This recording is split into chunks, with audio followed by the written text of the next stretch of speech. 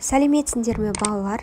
Әдебиеттің оқу пәнінен бірінші сабақ білім күні тақырыбын өтеміз.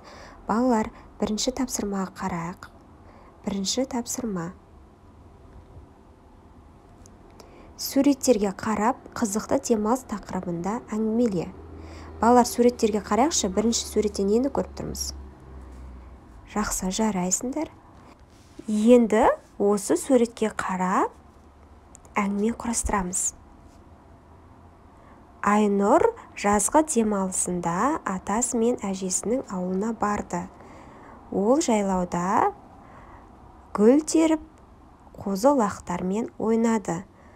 Оның жазғы демалысы керемет өтті. Айнұр қатты қуанды. Енді балалар, келесі суретке қарайық. Келесі суретте нені көріп тұрмыз? Жақсы, жарайсыңдар. Енді екінші суретке әңгіме құрастырамыз. Арман жазғы демалысында шет елге ұшақпен барды.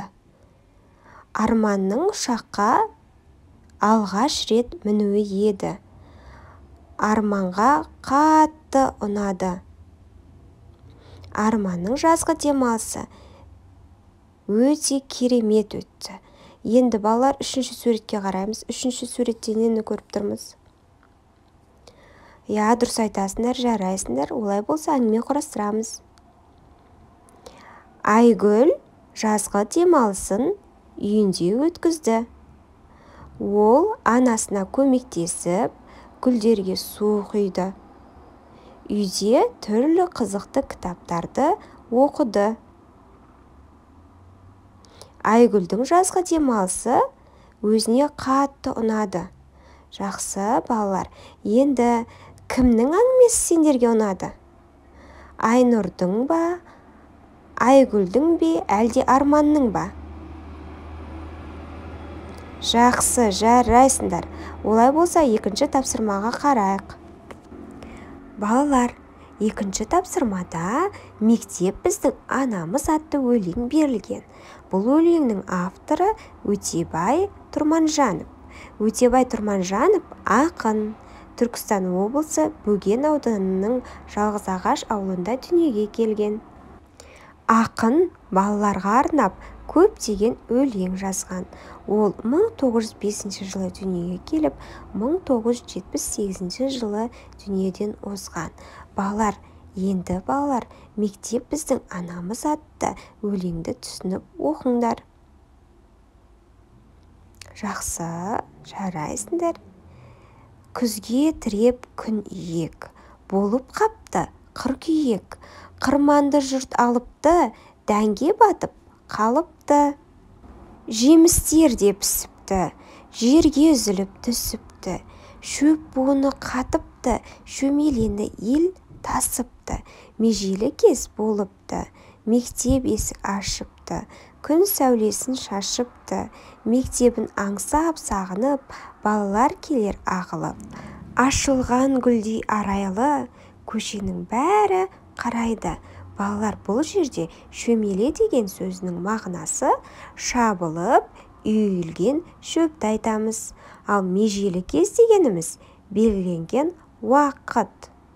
Балалар, өлеңде адамның күзгі еңбегі туралы не айтылған? Адамдар күзде не істейді екен? Жақсы, жарайсыңдар. Яғни күзде жемістер пісіп, оны жинап алады. Шөптерді шауып, шөптерді де жинап алады. Жақсы, жарайсыңдар. Олай болса, келесі тапсырмаға қарайық. Бүгін балалар үшін қандай күн? Сөздерді пайдаланып әңгіме құра. Балалар, енді сөздерді пайдаланып әңгіме құраймыз. Бұл жерде ашылды, келді, танысты, қуанды деген керекті сөздер бар. Бүгін балалар үшін ерекше күн. Олар жазғы демалыстан кейін алғаш мектепке келді. Балалар мұғалімдерін, достарын көріп қуанды. Жаңа достарымен танысты. Алғашқы қоңыраудың сыңғырлаған даусын естіді. Оларға бүгіннен бастап білім есігі ашылды. Енді тек жақсы білім алып шыңдалу керек. Жақсы, жарайсыңдар.